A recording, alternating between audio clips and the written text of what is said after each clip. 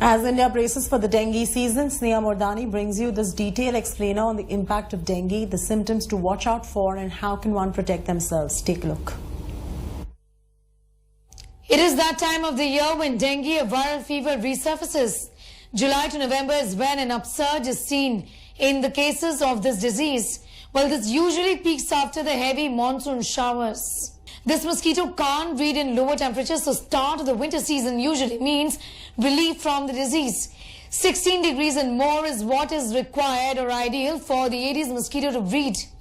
Common symptoms of dengue fever is temperature lasting 2 to 7 days, rashes, itching, weakness, flushing are some of the most common symptoms of dengue. The most worrisome complication, however, is hemorrhagic manifestation. When then is a patient said to be suffering from serious complications? Well, doctors say when there is persistent vomiting, fluid accumulation and abdominal pain, then it is time to admit the patient to hospital. And whenever there is a reduction in platelet count, what we basically expect is that there can be a bleeding from any site, whether it is the gums or the urine or in the stools.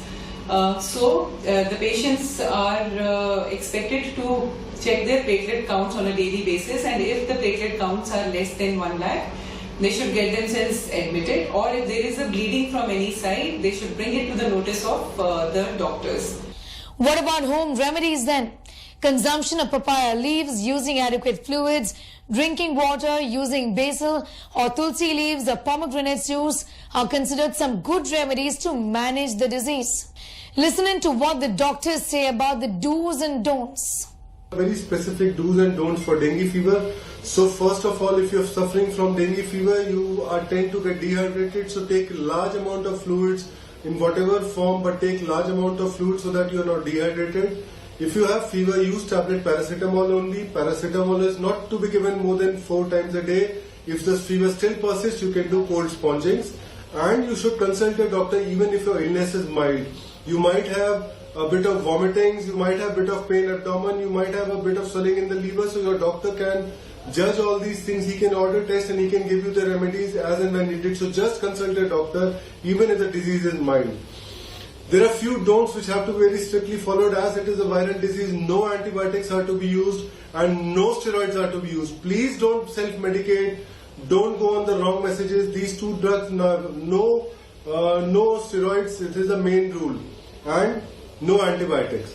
There is no vaccine yet against dengue.